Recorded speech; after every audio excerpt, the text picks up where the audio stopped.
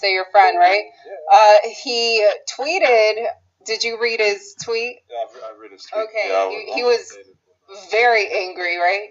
Yeah, I think he seemed very angry. I think it's a fight that he really wanted. I think both teams wanted the fight, but just didn't sort of work out. So I think it's like my coach said. I think it's a fight that'll happen next year. But in the meantime, I think they both got fights lined up, and they're both going to keep busy and they keep it building up for when they actually do get together and have a fight. But what do you think was the main problem in that process? I would have no idea. Listen, I'm not one to I'm just more. I think everyone wants to see who the best in the world is. So sometimes they have to get together and if everything goes well for their next fights, they have to get together and see who the best is in the world. But I wouldn't have a clue or an idea what's happening in the background. Yeah. And so I would just no answer to that. But do you think that? Well, do you understand and kind of see why Deontay is so upset though? Yeah, you can understand why he's upset. Yeah. You know, it's there's been a lot of talk lately of the fight being made and the fight will happen, but obviously it didn't happen. So of course he'll be mad, but I guess he just has to keep focused on the next fight that he has and keep busy and just keep that sort of fight in the back of his head for future. Yeah, like I said, how you guys are friends, so I'm sure you guys talk here and there. But did he tell you that he thought the fight was about to be made too? No, I don't really talk. I think Taylor talks to him a lot more than us, but we keep in touch, and so I think it's a fight that he really wanted, but just didn't happen. So yeah. I guess both teams will have to keep negotiating and make a deal that everyone's happy with. I think Parker could be right. Him and his coach. I think there's a huge possibility that Anthony Joshua simply isn't prepared to take on Deontay Wilder. I don't think we should ignore that.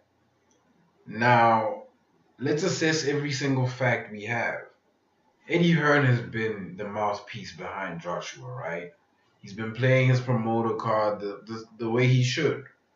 Now, according to Deontay Wilder on Below the Belt, shout out to Below the Belt,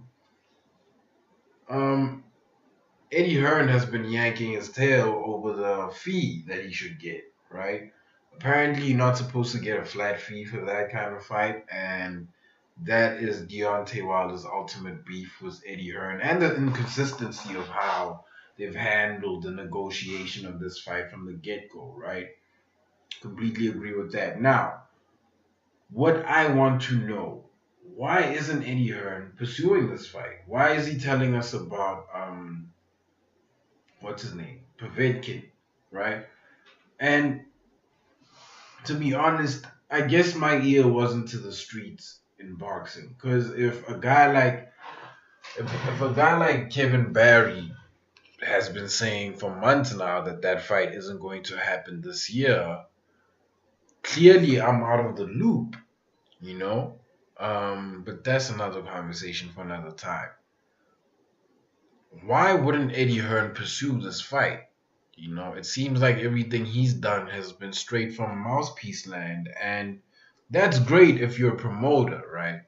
Because that keeps your name in the media along with all of your fighters, and the buzz is always there for super fight. That's amazing for the promoter. I am not the promoter. I am a fan who has found an outlet to voice his opinion, and listen, I want to know, why aren't those titans of this era going at it? I simply want to know, right? Listen, guys, I'm going to mention this again. I was never a fan of Mayweather, right? I liked how he fought simply because that's how I learned boxing. That's how I learned to watch the difference between a guy like Triple G, who will simply blast through you with a bit of technique and sheer strength, and a guy like Mayweather, right? So I appreciate the style. I just never appreciated the person, right? I also never appreciated the fact that Pacquiao and him happened so late. I do not want this scenario for Wilder and Joshua. Let me know what you guys think. Like, comment, subscribe, and I am out. Your guys talk too much. And you know what interesting? I understand how crazy power UFC PR machine. Your guy, beginning of the year, he cut like chicken. End of the year, he fight for the title. Crazy.